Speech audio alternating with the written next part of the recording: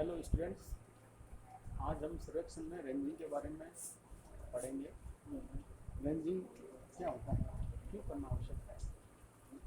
जब भी फील्ड में सर्वेक्षण करते हैं तो स्टेशनों के बीच की डिस्टेंस मेजर करना आवश्यक होता है, चेन से या टेप से। जब दो स्टेशन बहुत दूर दूर हों और उनके बीच की दूरी एक चेन लंबाई से ज़्यादा हो तो उन स्टेशनों के बीच की डिस्टेंस चेन द्वारा जब हम नापते हैं तो कुछ इंटरमीडिएट पॉइंट स्थापित करना जरूरी होता है। यदि इंटरमीडिएट पॉइंट अपन स्थापित नहीं करेंगे दोनों स्टेशनों के बीच में तो चेन बिछा के जब दूरी नापेंगे तो वो सीधी दूरी नहीं नापी जाएगी, और क्योंकि सीधी दूरी नहीं नापी जाएगी तो वो दूरी करेक्ट नहीं आएगी। सीधी दूरी ही मिनिमम डिस्टेंस होती है। इसके अलावा जो भी डिस्टेंस दोनों इन लोगों के बीच में नापेंगे वो उस मिनिमम डिस्टेंस से ज़्यादा है तो वो सही दूरी नहीं आएगी। इसलिए दो स्टेशनों के बीच में जब एक चेन लेंथ से ज़्यादा दूरी हो तो कुछ इंटरमीडिएट पॉइंट लगा के और फिर उनके बीच पॉइंटों की मदद से चेन सीधी बिछा के और मेजर की जाती है। When a survey line is longer than a chain length, it is necessary to align intermediate points on chain line so that the measurements are along the line. The process of locating intermediate points on survey line is known as ranging. There are two methods of ranging: direct ranging and indirect या reciprocal ranging. Ranging करने के दो method हैं, direct और indirect. अभी एक method को ध्यान से देखते हैं। Direct ranging.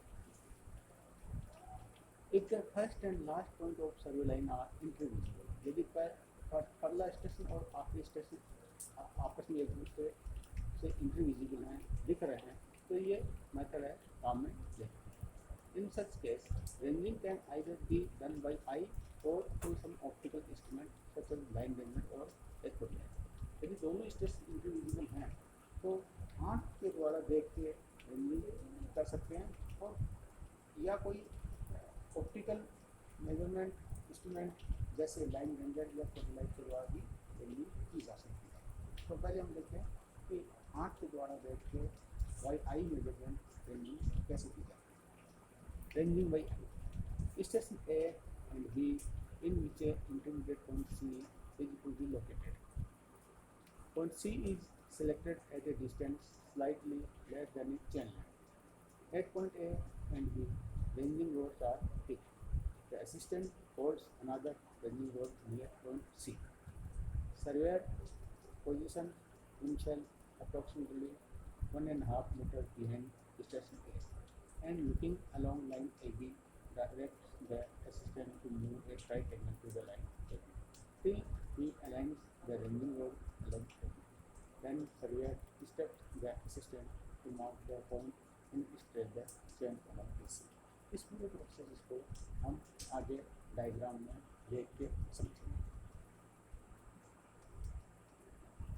नेक्स्ट ये जो डायग्राम दिखाया हुआ है इसमें हमें ये समझाया हुआ है कि जब दो सर्वे स्टेशन बहुत दूर दूर हों और उनके बीच में जब दूरी नापनी होती है तो दूरी सीधी लाइन में नापी गई दूरी ही सही होती है। लेकिन क्योंकि जब इन दोनों के बीच में कोई दूसरे इंटरमीडिएट पॉइंट नहीं लगाए हुए हैं तो सीधी दूरी न नाप के टेढ़ी मेढ़ी दूरी नापी जाती है। तो जो भी टेढ़ी मेढ़ी दूरी नापेंगे चेन बिछा के चेन को सीधा कर, वो टेढ़ी मेढ़ी दूरी सीधी दूरी से हमेशा ज़्यादा होगी और वो करेक्ट डिस्टेंस नहीं आएगी। इसलिए ये ज़रूरी है कि दो दूर स्थित सर्वेक्षण बिंदुओं के बीच में कुछ इंटरमीडिएट पॉइंट लगाएं और उन इंटरमीडिएट पॉइंटों के साथ चेन को सीधा बिछा के और फिर उस दूरी को नापें, जिससे कि हमें बिल्कुल सही और स्ट्रेट लाइन की डिस्टेंस मेजर कर सकें, टेढ़ी मेढ़ी दूरी मेजर नहीं हो। तो ये गलती हमसे नहीं हो, इसलिए दोनों सर्वेक्षण स्टेशनों के बीच में कुछ इंटरमीडिएट पॉइंट लगाते हैं। वो इस प्रकार लगाते हैं। आगे देखते हैं आगे डायग्राम। इस डायग्राम में बताया गया है कि दो दूर स्थित सर्वेक्षण बिंदु या स्टेशन ए और बी है, दोनों के ऊपर एक एक रनिंग रोड लगाया हुआ, ए पे रनिंग रोड और बी पे। दोनों स्टेशन एक दूसरे से इंटरविजिबल है, यानी ए पे खड़े होकर हम बी को देख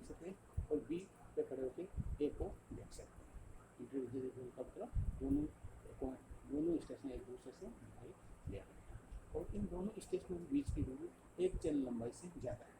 तो यदि एक चैनल लंबाई से ज़्यादा है तो इन बीच में कुछ बिंदु और लगाने जरूरी हैं जिससे कि हम पूरी सीधी नाप सकें। तो हमारा सहायक होगा वो एक रेंजिंग रोड और लेके और ए और बी के बीच में जाएगा।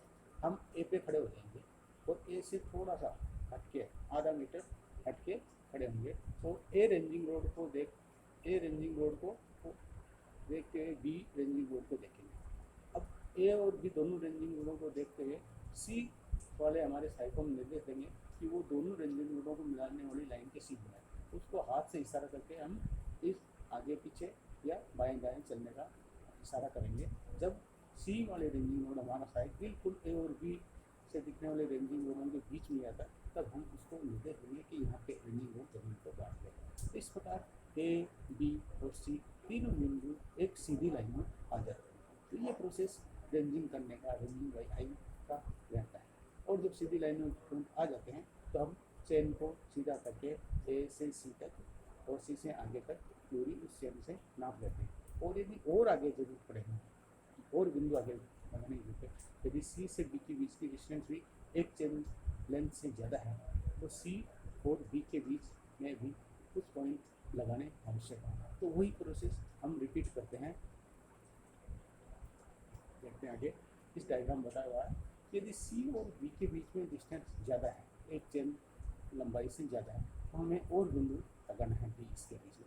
तो वही तरीका वापस अपनाते हैं कि एक रेंजिंग रोड सी पे खड़ी करते हैं, एक रेंजिंग रोड हमारे लास्ट के स्टेशन में पहले से खड़ी है, सी से थोड़ा सा आधा मीटर हटके हम खड़े होंगे और हमारे सहायक को एक रेंजिंग रोड लेके और सी और बी के बीच में जाने के लिए कहेंगे और हाथ से इशारा करके उसको दाएं बाएं मूव करने के लिए कहेंगे जब तक कि सी की रेंजिंग रोड और बी की रेंजिंग रोड को मिलाती हुई लाइन की सीध में बी वाली रेंजिंग रोड नहीं आ जाए। जैसे ही दोनों रेंजिंग रोड सी और बी की रेंजिंग रोड के बीच में बी वाली रेंजिंग रोड आ जाती है, हम उसको निर्देश देंगे कि यहाँ पर रेंजिंग रोड ग्राउंड में काट दें। तो इस तरह सी बी और डी तीनों रेंजिंग रोड एक ही लाइन में सीधी दिखाई देंगी हमको।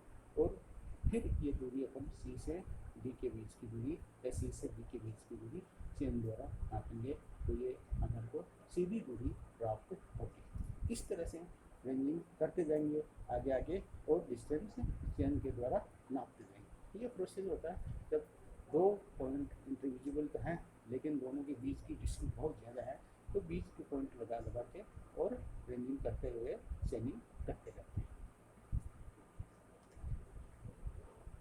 अब ये तो हुआ कि आई जजमेंट के द्वारा आँख से देख के रेंजिंग कर सकते हैं।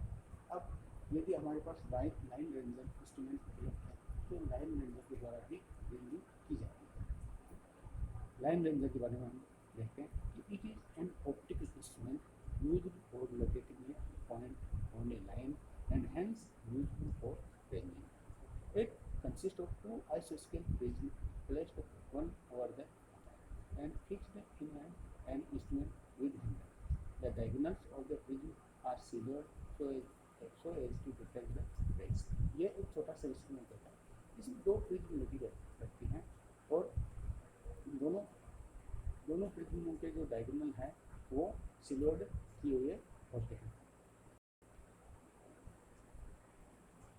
Its advantage is it needs only one person to run. इसमें क्या है कि एक ही आदमी को रनिंग करने की जरूरत होती है। स्टेशन ए और स्टेशन बी के ऊपर रनिंग रोड लगी हो तो एक तीसरा पॉइंट सी लगाने के लिए एक आदमी होना चाहिए जो इंस्ट्रूमेंट को लेके और ए और बी को मिलाने वाली लाइन के लगभग सीध में जाके खड़ा हो और इस लाइन रेंजर में उनका प्रतिबिंब देख के और फिर वो पॉइंट सी वहाँ बीच में लगा। The instrument should be occasionally tested by marking 3 points in a line and standing on middle point observing the conciseness of the revenue. कभी कभी यदि इंस्ट्रूमेंट की सेटिंग बिगड़ जाती है तो इंस्ट्रूमेंट को चेक करने के लिए ये प्रोसीजर अपनाया जाता है। If the images of the two ranging roads do not appear in the same line, one of the prisms is adjusted by operating the screw one for it. तो यदि इंस्ट्रूमेंट की सेटिंग बिगड़ जाती है तो इस तरह से एक सीधी लाइन पहले से किसी फ्लोरोलाइट से लगा के रखते हैं और उसके बीच में जाके इस इंस्ट्रूमेंट को चेक करते हैं और जब दोनों रेंजिंग रोड का प्रतिबिंब एक दूसरे के ऊपर नहीं दिखाई दे तो एक प्रिज्म को थोड़ा सा स्लाइटली मूव करके और प्रतिबिंब एक दूसरे के ऊपर करके और फिर उस प्रिज्म को कस देते हैं और इस तरह से इंस्ट्रूमेंट की वो सेटिंग यदि हुई हो उसको सही करते हैं। अभी डायग्राम में लाइन दोनों का डायग्राम दिखाया हुआ है। अब देखते हैं कि इसके द्वारा कैसे रेंजिंग की जाती है, पॉइंट कैसे बनाया जाता है। To locate point C on line ranging, the surveyor holds the instrument in hand and stands near the approximate position of C. If he is not exactly on line AB, the ranging load at A and B appear separated as shown in figure. आगे figure दिखाया हुआ, उस figure में बताया हुआ है कि यदि A और B को मिलाने वाली सीधी लाइन में यदि वो आदमी इंस्ट्रूमेंट लेके नहीं खड़ा है, सीधी लाइन से इधर उधर खड़ा है, तो A और B का जो प्रतिबिंब है वो एक दूसरे के ऊपर दिखाई नहीं देगा। एक का प्रतिबिंब रेंजिंग रोड का अलग दिखेगा और बी वाली रेंजिंग रोड का प्रतिबिंब अलग दिखेगा। इसका मतलब ये हुआ कि आदमी जो लाइन लेने को लिए खड़ा वो ए और बी के बीच में सीधी लाइन पर नहीं है। यदि वो नहीं है तो थोड़ा और आगे पीछे उसको मूव करने पे वो मूव करेगा तो तब तक आगे पीछे मूव करता रहेगा जब तक कि ए और बी रेंजिंग रोड का प्रतिबिंब बिल्कुल एक दूसरे के ऊपर न आ जाए। The surveyor moves to and fro at right angle to the line A B till the image of ranging road at A and B appear in a single vertical line as shown in the figure. आगे जरूर बताऊंगा कि जब तक वो इधर move करता है तब तक कि A और B की रेंजिंग रोड का एक्यूरेटली एक दूसरे के ऊपर प्रतिबिंब नहीं दिखेगा। It happens only when the optical square is exactly on line AB. Thus, the desired point C is located on the line AB. जैसे ही A और B रेंजिंग रोड का प्रतिबिंब एक दूसरे के वर्टिकल ऊपर दिखता है वो पॉइंट सी लोकेट हो जाता है, यानी वो पॉइंट ए और बी को मिलाने वाली लाइन के बीच में होगा, उस लाइन के ऊपर होगा और वो उस समय वो पॉइंट ढूंढ के हम लगा देते हैं। आगे डायग्राम में बताया हुआ है कि किस तरह ए और बी के बीच में एक सर्वेयर है और लाइन लेंजर को लेके खड़ा है और उस लाइन लेंजर की प्रिज्म में से निकलते हुए प्रतिबिंब को देख के वो अंदाज लगाता है कि आगे पीछे किधर उसको कैसे करना है, जिससे कि दोनों ए और बी रेंजिंग रोड का प्रतिबिंब एग्जैक्टली एक दूसरे के ऊपर वर्टिकल लाइन में दिखे। ये प्रोसेस बताया हुआ है कि जब इंस्ट्रूमेंट ए और बी रेंजिंग रोड से आने वाली रेज का प्रतिबिंब वो प्रिज्म के डायगोनल से टकरा के एक दूसरे के ऊपर एग्जैक्टली दिखता है जैसे डायग्राम सी में दिखा हुआ है, तो ही यह माना जाएगा कि वो व्यक्ति ए और बी को मिलाने वाली लाइन के बिल्कुल बीच में खड़ा है। अन्यथा डायग्राम बी की तरह वो व्यक्ति दोनों के बीच में यदि नहीं खड़ा है, दोनों की सीधी में नहीं खड़ा है, एक ही सीधी लाइन में नहीं खड़ा है, तो ए और बी रेंजिंग रोड का प्रतिबिंब वो अलग अलग दिखेगा जैसे कि डायग्राम बी में बताया हुआ है। तो ये तरीका लाइन बनने से रेंजिंग करने का।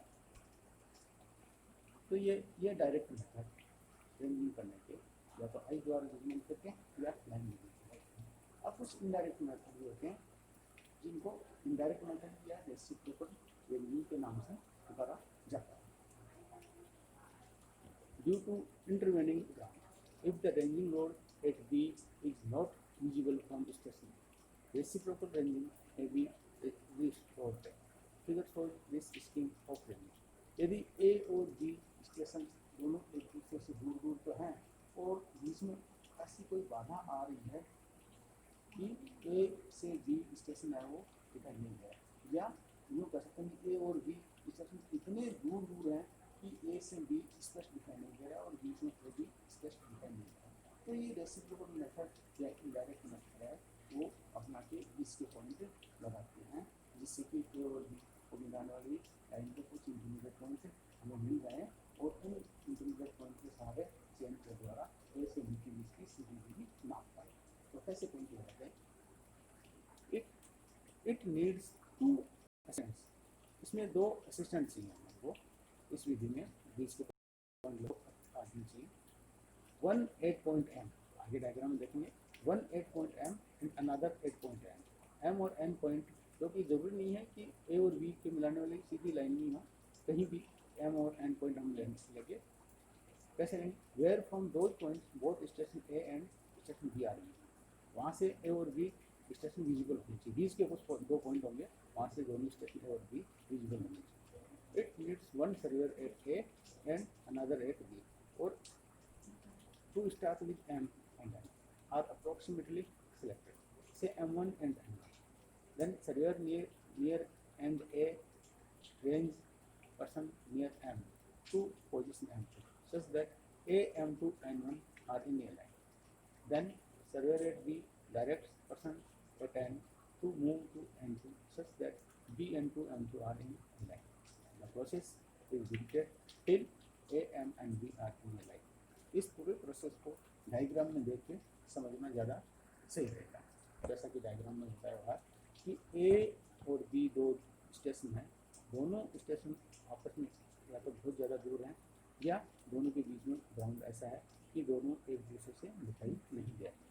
तो ए और बी पे एक एक रेंजिंग रोड एक रेंजिंग रोड ए पे एक रेंजिंग रोड बी पे खड़ी कर देते हैं, और दो सहायक हमारे जो एम और एन पॉइंट पर खड़े करेंगे, वो एम और एन पॉइंट को रेंज करने के लिए दो सहायक है, वो M1 और N1 पॉइंट के ऊपर खड़े कर देंगे रेंजिंग रोड लेकर। ध्यान ये रखेंगे कि M1 और N1 से ए और बी स्टेशन हमें दिख रहे हैं। तो पहले प्रोसेस में हम ये कहेंगे कि पहले रेंजिंग रोड एक रेंजिंग रोड M1 पे है, एक N1 पे है, एक बी पे है और एक ए पे, ऐसे चार रेंजिंग रोड। अब हमें पॉइंट M1 और N1 को ए और बी से मिलाने वाली सीधी लाइन पे लाना है। तो इसके लिए N1 रेंजिंग रोड को देखते हुए पॉइंट ए को देखेंगे, तो M1 वाले रेंजिंग रोड को N1 ए लाइन के सीध में लाने के लिए उसको कहेंगे। तो M1 वाले रेंजिंग रोड धीरे धीरे चलती हुई N1 M2 ए की डायरेक्शन में आ जाएगी। अब M2 के ऊपर बी रेंजिंग रोड को देखते हुए N1 वाले व्यक्ति को इशारा करेगा कि जो M2 और बी को मिलाने वाली लाइन के सीध में, तो वो N2 नई पोजिशन पे आ जाता है। अब नेक्स्ट N2 पे खड़ा आदमी वो ए रेंजिंग रोड को देखेगा और M2 वाले को इशारा करेगा कि ए N2 की सीध में, तो वो नई पोजीशन M3 में आ जाएगी। अब M3 पे खड़ा आदमी बी रेंजिंग रोड को देखेगा और N2 वाले को इशारा करेगा कि तू M3 बी को मिलाने वाली सीधी लाइन पे आ, तो वो M3 नई पोजीशन में आ जाएगी। ऐसे करते करते और ये बिल्कुल M और N की पोजीशन में आ जाएंगे। उससे क्या होगा कि ए से जब देखेंगे तो ए से M, N और B ये सब एक सीधी लाइन में आ जाएंगे, एक सीधी लाइन में दिखाई देंगे। इस तरह ये इनडायरेक्ट रेंजिंग या रेसिप्रोकल रेंजिंग का प्रोसेस पूरा करके और दूर इसकी दो ए और बी बिंदु बीच में दो इंटरमीडिएट पॉइंट एम और एन और स्थापित किए जाते हैं। तो ये विधि है इनडायरेक्ट रेंजिंग या रेसिप्रोकल रेंजिंग। तो इस प्रकार दो दूर स्थित सर्वे लाइनों सर्वे स्टेशनों के बीच में दूरी नापने के लिए अतिरिक्त बिंदु लगाने का यह तरीका रेंजिंग कहलाता है, डायरेक्ट मेथड और इनडायरेक्ट। डायरेक्ट मेथड में दो तरीके हो सकते हैं, बाय आई जजमेंट आँख के द्वारा देख के इंटरमीडिएट पॉइंट लगाना, और बाय ऑप्टिकल इंस्ट्रूमेंट जैसे लाइन रेंजर के द्वारा इंटरमीडिएट पॉइंट। और इनडायरेक्ट मेथड या रेसिप्रोकल मेथड जब दोनों स्टेशन इतनी दूर दूर हों कि स्टेशनों के ऊपर खड़ी रेंजिंग हो आपस में एक दूसरे को नहीं देख पाएँ या बीच का ग्राउंड ऐसा हो ऊपर नीचे हो कि बाधा महसूस हो रही हो कि आपस में दोनों रेंजिंग रोड नहीं दिखती हो, तो ये रेसिप्रोकल मेथड या इनडायरेक्ट मेथड काम में लेते हुए रेंजिंग करके बीच के पॉइंट लगाते हैं और उसके बाद चेन द्वारा इन बीच के पॉइंटों के साथ सीधी लाइन में चेन बिछा के और डिस्टेंस मेजर की जाती है। तो ये सारे सलेक्शन करते समय